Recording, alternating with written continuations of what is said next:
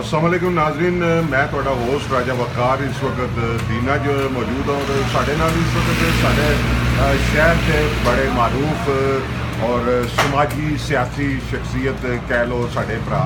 मीर साहब ने इस वक्त दीना की सहाफत का जिक्र किया जाए तो मीर साहब की जी खिदमात वो किसी तो ढकी चुकी नहीं है। मीर साहब अस्सलाम वालेकुम, पहला तो मैं ਤੁਹਾਡਾ शुक्रिया अदा करना कि इस बारिश के विच मेरी ख्वाहिश के उपर तुसी जिहड़ा कहता है ढाबा चाह सानू पिला रहे हो, ट्रकों वाले होटल तो चाह पिला रहे हो, इसका बारिश के विच एक अपना ही लुत्फ है, उसका एक अपना ही मज़ा है। पहला तो ਤੁਹਾਡਾ बड़ा शुक्रिया। तो सुनाओ जनाब का की हाल है? जी बिल्कुल ठीक राय साहब, बहुत बहुत शुक्रिया कि तुसी अज अपनी तमाम तर मसरूफियत च टाइम कढ़िया। ढाबा चाह जी असी अज पी रहे हैं अजायब होटल तो साढ़े इलाके की बहुत ही मशहूर चाय और इतने तकरीबन पूरे ज़िला जेलम ना कंसिडर करो, मैं समझना कि खिता पठवार पूरा ही कंसिडर कर लो कि अक्सर लोग इतने सिर्फ चाह पीने आते और चाह पीने का मकसद भी सिर्फ उन्होंने यही होता है कि इतने बड़ा देसी अंदाज प्याला कल्चर चाह मिलती है जिन्होंने लोग बड़ा इंजॉय करते हैं और गार्डर केक मिलते हैं उसमें भी लोग बड़ा इंजॉय करते हैं। मिर्जा तुहाडी इस रोड के उपर क्योंकि मंगला दा बिल्कुल थल्ले है, उसके थल्ले मंगला के थल्ले तुहाडा दरिया इतों बहना शुरू होता है जिसका नाम दरिया झेलम है। तो इसके उपर चाह के नाल होर भी बड़ी खूबसूरतियात ने, इतने मच्छी बड़ी कमाल की मिलती है। दुनिया भर के विच लोग जिहड़े मच्छी के दीवाने वो मंगला डैम की ताज़ी मच्छी खाण इतने बड़े आते हैं। वो भी तुसां सानू लास्ट वाली जिहड़े लास्ट टाइम तुहाडे नाल मुलाकात हुई बड़ी खूबसूरत मच्छी खिलाई, वो भी टूरिज़म का जिहड़ा पॉइंट ऑफ व्यू है इत्थे वो भी इहदे नाल काफ़ी फरोग पांदा। तुसीं इस नूं किस तरह देखदे हो? जी बिल्कुल राजा वकार भाई, ਇਹਦੇ 'ਚ कोई शक नहीं कि साड़ी मंगला डैम की फिश जी है वो पूरी दुनिया सब तो टेस्टी फिश जी है वो गिनी जाती है। और मंगला रोड से तकरीबन 10 तो 15 ऐसे खूबसूरत पॉइंट मौजूद हैं जिन्हें ते और बहुत अच्छे अंदाज नाल फ्राई करके पेश की जाती है, ग्रिल करके पेश की जाती है।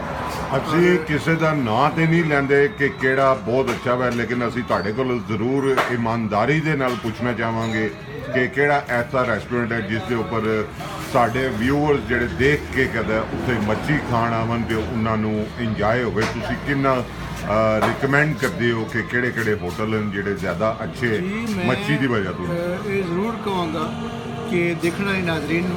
कि मनारा पुली लदड़ हाउस पंजाब रह चुके हैं चौधरी अल्ताफ साहब मरूम, उन्होंने रिहाशगाह तो अगे और पंडोड़ी तक बल्कि मंगला डैम तक जितने स्पॉट मौजूद हैं सब का एक अपना अपना डिफरेंट स्टाइल है, डिफरेंट टेस्ट है, सब तक इंजॉय करो फिश। और फिश हर नस्ल की हर किस्म की उत्थे अवेलेबल है और तुम जिस टेस्ट खाना चाहते हो इन्हें तमाम रेस्टोरेंट तक जा सकते हो। जिथे असीं हुण बैठे हैं ये चाह का भी मशहूर रेस्टोरेंट है लेकिन इतना फिश का भी बड़ा अच्छा स्पॉट है क्योंकि इन्हें बिल्कुल नाल अपने फिश का डिपो रखे है जितों साढ़े तकरीबन पूरे इस पंजाब पूरे पाकिस्तान फिश सप्लाई भी होती है और इत्थे आके शाम में बहुत रश देखने को मिलता है। ताज़ा फिश इत्थे आई होती है, फिर इत्थों लोग कच्ची पक्की हर अंदाज की लोग खरीदारी करते हैं और अपने अपने घर में भी लैके जाते और होटलों वाले भी तकरीबन इत्थों ही खरीदारी करते हैं। जी मंगला डैम की फिश जी फ्रैश इत्थे मिलती है। मीर साहब झेलम जिहड़ा मुतअद्दिद चीज़ों की वजह तो अपनी मुनफरदियत रखता है। झेलम तारीखी शहर होने के हवाले नाल उसकी अपनी एक पहचान है, इत्थे दी शख्सियात की एक अपनी पहचान है जिसकी वजह तो झेलम हमेशा जिक्र दे विच रहा। देखने च आया है कि झेलम की सहाफत भी बड़ी माशाअल्लाह पाकिस्तान दे विच इस नूं डिस्कस किया जाता है कि झेलम की रिपोर्टिंग का मयार बहुत ही अच्छा है। तुसी झेलम की सहाफत को किस तरह देख रहे हो? साढ़े नाल साढ़े भरा ने ये भी साथी थोड़ा जा इन्हों का भी तारफ कराओ तो तुसी की समझते हो कि जिहड़ा सहाफत का झेलम दे विच मेयार है उसनूं बेहतर करने वास्ते सानू ਕਿੰਨਾਂ ਚੀਜ਼ਾਂ ਨੂੰ ਮੱਦੇਨਜ਼ਰ ਰੱਖਣਾ ਚਾਹੀਦਾ ਹੈ ਔਰ ਅਸੀਂ ਇਸ ਦੇ ਬਿਹਤਰੀ ਦੇ ਵਾਸਤੇ ਕੀ ਕਰ ਸਕਦੇ ਹਾਂ ਕਿ ਜਿਹਦੇ ਨਾਲ ਸਾਡੇ ਜੇਲ੍ਹ ਸ਼ਹਿਰ ਦੀ ਹੋਰ ਇਸ ਦੇ ਵਿੱਚ ਖੂਬਸੂਰਤੀ ਹੋਏ, ਕਿਉਂਕਿ ਤੁਹਾਡਾ ਤਲਕ ਵੀ ਸਹਾਫਤ ਦੇ ਨਾਲ ਗੁਜ਼ਸ਼ਤਾ 10-15 ਸਾਲ ਤੋਂ ਹੈ ਔਰ ਇਸ ਦੇ ਬਾਰੇ ਤੁਸੀਂ ਕੀ ਖਿਆਲਾਤ ਦਾ ਇਜ਼ਹਾਰ ਕਰਦੇ ਹੋ? जी बिल्कुल वैसा बहुत खूबसूरत और बहुत जामे सवाल तुसी कीता मेरे नाल मेरे दोस्त जिन्हां दा मैं तारफ कराना बहुत ज़रूरी समझना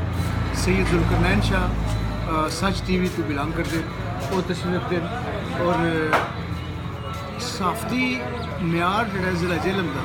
वो चंद एक लोगों की वजह तो जिन्हें इंटरनेशनल लेवल की साफत की है और इंटरनेशनल इशूज़ ਨੂੰ ਉਹਨਾਂ ਡਿਸਕਸ ਕੀਤਾ ਔਰ ਉਸ ਨੂੰ ਅੱਛੇ ਅੰਦਾਜ਼ ਨਾਲ ਪਾਇਆ ਤਕਮੀਲ ਤੱਕ ਪਹੁੰਚਾਇਆ। ਜਿਹੜੀ ਜੇਲਮ ਦੀ ਮਖਸੂਸ ਸਾਫਤ ਹੈ ਉਸ ਦੇ ਵਿੱਚ ਕਾਫੀ ਸਾਰੀਆਂ ਚੀਜ਼ਾਂ ਐਸੀਆਂ ਜਿਹੜੀਆਂ ਖਰਾਬੀ ਪੈਦਾ ਕਰ ਰਹੀਆਂ ਔਰ ਕਾਫੀ ਸਾਰੀਆਂ ਚੀਜ਼ਾਂ ਐਸੀਆਂ ਜਿਹੜੀਆਂ ਦੂਰ ਕਰਨੇ ਦੀ ਜ਼ਰੂਰਤ ਹੈ, ਜਿਹਦੇ ਵਾਸਤੇ ਸਾਫੀਆਂ ਦਾ ਇਕੱਠ ਹੋਣਾ ਬਹੁਤ ਜ਼ਰੂਰੀ ਹੈ, ਜਿਹਦੇ ਵਿੱਚ ਲੋਕ ਜਿਹੜੇ ਕੁਆਲੀਫਾਈਡ ਲੋਕ ਉਹਨਾਂ ਨੂੰ ਨਵੇਂ ਲੋਕਾਂ ਨੂੰ ਕਲਾਸਿਸ ਦੇਣਾ ਜ਼ਰੂਰੀ ਹੈ, ਉਹਨਾਂ ਕੋਲੋਂ ਸਿੱਖਣਾ ਬਹੁਤ ਜ਼ਰੂਰੀ ਹੈ। ਔਰ ਮੈਂ ਦੇਖ ਰਿਹਾ ਕਿ ਇਸ ਚੀਜ਼ ਦਾ ਬਹੁਤ ਜ਼ਿਆਦਾ ਫੁਕਦਾਨ ਹੈ ਕਿ ਨਵੇਂ ਆਉਣ ਵਾਲੇ ਲੋਕ ਜਿਹੜੇ ਉਹ ਇਸ ਚੀਜ਼ ਨੂੰ ਬਿਲਕੁਲ ਦੇਖ ਹੀ ਨਹੀਂ ਰਹੇ, ਡਿਸਕਸ ਹੀ ਨਹੀਂ ਕਰ ਰਹੇ। ਇਹ ਬਿਲਕੁਲ ਤੁਹਾਡੀ ਗੱਲ ਬਜਾ ਹੈ ਕਿ ਜਿਹੜੇ ਜੂਨੀਅਰਸ ਨੇ ਉਹ ਸੀਨੀਅਰ ਦੀ ਗੱਲ ਨੂੰ ਇਤਨੀ ਅਹਿਮੀਅਤ ਨਹੀਂ ਦਿੰਦੇ।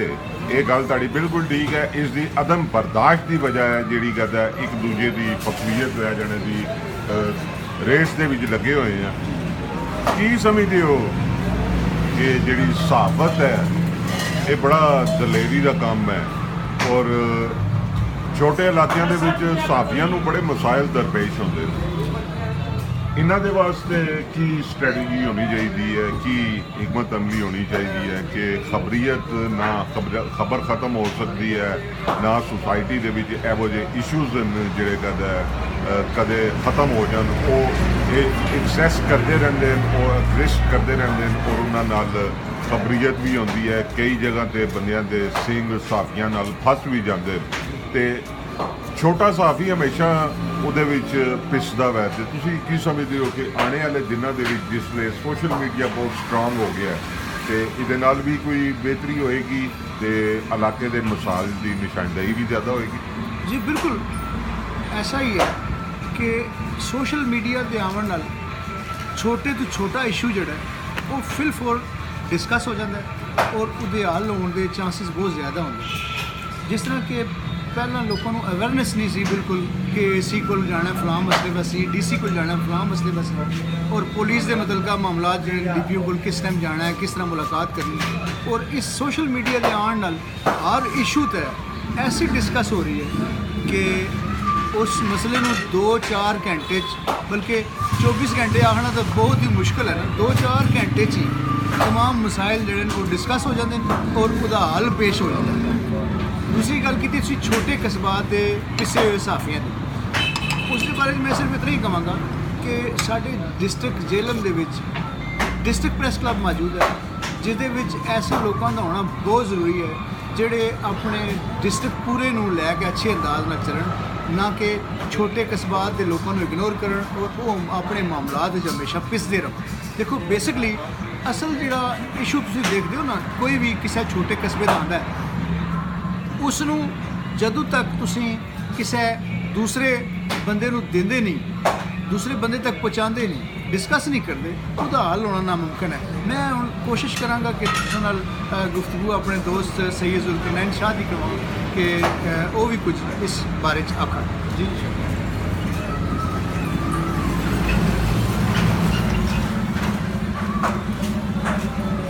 अस्सलाम वालेकुम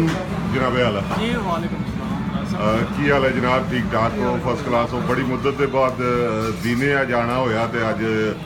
ਮੀਰ ਸਾਹਿਬ ਦੀ ਵਜ੍ਹਾ ਤੋਂ ਤੁਹਾਡੇ ਨਾਲ ਵੀ ਮੁਲਾਕਾਤ ਹੋ ਗਈ। ਪਹਿਲਾਂ ਤੇ ਜਨਾਬ ਨੂੰ ਮੈਂ ਸਲਾਮ ਪੇਸ਼ ਕਰਨਾ ਤੇ ਕੀ ਸਮਝਦੇ ਹੋ ਕਿ ਸੋਸ਼ਲ ਮੀਡੀਆ ਕਿੰਨਾ ਮੌਸਰ ਸਾਬਤ ਹੋਏਗਾ ਛੋਟੇ ਇਲਾਕਿਆਂ ਦੇ ਮਸਾਇਲ ਨੂੰ ਉਜਾਗਰ ਕਰਨੇ ਵਾਸਤੇ? ਸਰ ਬਹੁਤ ਬਹੁਤ ਸ਼ੁਕਰੀਆ ਕਿ ਤੁਸੀਂ ਵਕਤ ਕੱਢਿਆ ਸਾਡੇ ਨਾਲ ਬੈਠੇ ਚਾਹੋ ਵੀ ਹੋ ਗਈ ਤਾਂ ਗੱਪ ਹੀ ਹੋ ਗਈ ਹੈ ਤਾਂ ਸਾਫਰ ਨੇ ਮਾਮਲਾਤ ਜਾਂ ਸੋਸ਼ਲ ਮੀਡੀਆ ਦੇ ਹਵਾਲੇ ਨਾਲ ਜਿਹੜੇ ਲੋਕ ਆ ਰਹੇ ਹੋ इसी में क्योंकि मैं फेस अपना वॉच करता रहा अक्सर देखा कि सोशल मीडिया जो है बहुत ज़्यादा एक्टिव हो गया है और अवामी मसाइल जोड़े ना वो इस अगर हफ्ता डेढ़ दो लगने से तो हूँ मिनटा नहीं गा रहा है कि मिनटा च क्लिक हो जाए अवामी मसाइल उन्होंने काम होना ना होना मगर काम बाला तक जोड़े थोड़े और रसाई बहुत आसानी नाल पहुँच गई आसानी हो गई मैं एप्रीशिएट करना सोशल मीडिया को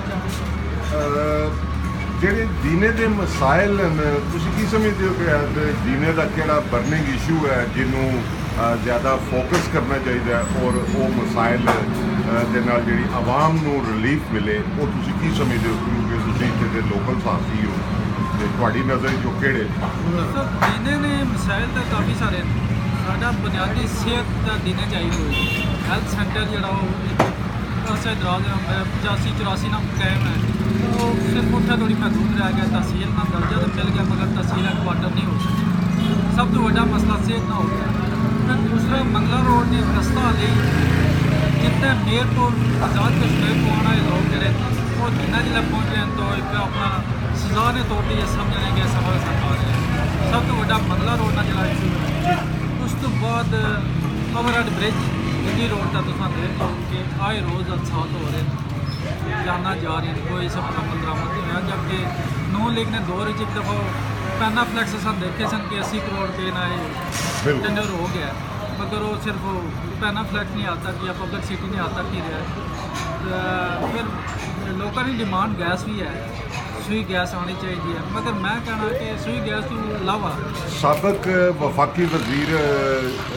ਜਿਹੜੇ ਇਤਲਾਤ ਔਰ ਨਸ਼ਰੀਆਤ ਸਨ ਉਹ ਵੀ ਇਸੇ ਹਲਕੇ ਤੋਂ ਉਹਨਾਂ ਦਾ ਆਬਾਈ ਜਿਹੜਾ ਘਰ ਹੈ ਉਹ ਵੀ ਇਸ ਹਲਕੇ ਤੋਂ ਹੈ ਚੌਧਰੀ ਫਰਕ ਇਲਤਾਫ ਜਿਹੜੇ ਸਾਬਕ ਗਵਰਨਰ ਇਲਤਾਫ ਮਰਹੂਮ ਦੇ ਬੇਟੇ ਉਹ ਵੀ ਇਸ ਹਲਕੇ ਤੋਂ ਮੁੰਤਖਬ ਹੋਏ ਨੇ ਤੇ ਕਿਆ ਉਹ ਉਹਨਾਂ ਦੀ ਨਜ਼ਰ ਆਪਣੇ ਇਸ ਹਲਕੇ ਦੇ ਮਸਾਇਲ ਦੇ ਉੱਪਰ ਹੈ ਵੈ ਜਾਂ ਉਹ ਵੀ ਜਿਹੜੀ ਰਵਾਇਤੀ ਸਿਸਟਮ ਚੱਲ ਰਿਹਾ ਉਹਦੇ ਹੀ ਨਜ਼ਰ ਹੋ ਗਿਆ सर बिल्कुल चौधरी फवाद साहब फरक इल्ताफ साहब और मंगला रोड इन्होंने काम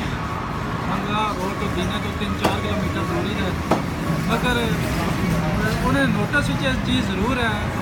जब रबता करने तो ये हो सकना मजबूरी भी नहीं होगा ये फंड बंद है उन्होंने जवाब ये है कि फंड इधर आ नहीं रहे जो फंड आवेंगे इंशाल्लाह पहली तरजीह का काम हो सकता बड़ी मेहरबानी जनाब ਤੁਹਾਡੀ ਗੁਫ਼ਤਗੂ ਰਹੀ ਤੇ ਫਿਰ ਇਨਸ਼ਾਅੱਲਾ ਮੁਲਾਕਾਤ ਹੋਏਗੀ ਤੇ ਕਿਸੇ ਹੋਰ ਮੌਜੂ ਨਾਲ ਆਵਾਂਗੇ ਮੈਂ ਮੀਰ ਅੱਜ ਮੈਨੂੰ ਮੰਗਲਾ ਰੋਡ ਤੋਂ ਮੀਰ ਸਾਹਿਬ ਦੇ ਨਾਲ ਇਸ ਢਾਬੇ ਤੇ ਬਹਿ ਕੇ ਚਾਹ ਪੀਣੇ ਦਾ ਇੱਕ ਆਪਣਾ ਹੀ ਮਜ਼ਾ ਆਇਆ ਬਾਰਿਸ਼ ਦੇ ਵਿੱਚ ਚਾਹ ਪੀਣਾ ਔਰ ਉਹ ਵੀ ਦੇਸੀ ਚਾਹ ਪੀਣਾ ਔਰ ਦੇਸੀ ਸਟਾਈਲ ਦੇ ਨਾਲ ਪੀਣਾ ਦੋਸਤੋ ਭੈਣੋ ਭਰਾਓ ਬੜਾ ਮਜ਼ਾ ਆਇਆ ਉਮੀਦ ਕਰਾਂਗਾ ਕਿ ਇਹ ਜਿਹੜੀ ਗੁਫ਼ਤਗੂ ਹੈ ਤੁਸੀਂ ਵੀ ਦੇਖ ਕੇ ਇੰਜੋਏ ਕਰੋਗੇ ਔਰ ਆਪਣੇ ਸੋਹਣੇ ਪਿਆਰੇ ਜੇਲਮ ਨੂੰ ਦੁਆਵਾਂ ਵਿੱਚ ਯਾਦ ਰੱਖੋਗੇ ਔਰ ਇਹਦੀ ਬਿਹਤਰੀ ਦੇ ਵਾਸਤੇ ਆਪਣਾ ਜੋ ਵੀ ਤੁਸੀਂ ਹਿੱਸਾ ਪਾ ਸਕਦੇ ਹੋ ਇਸ ਦੀ ਬਿਹਤਰੀ ਦੇ ਵਾਸਤੇ ਬੇਸ਼ੱਕ ਇੱਕ ਅੱਛੀ ਸੋਚ ਦੇ ਨਾਲ ਉਹ ਬਿਹਤਰੀ ਚੀਜ਼ ਲੈ ਕੇ ਆਓ ਤੇ ਜੇਲਮ ਜਿਹੜਾ ਸਾਡਾ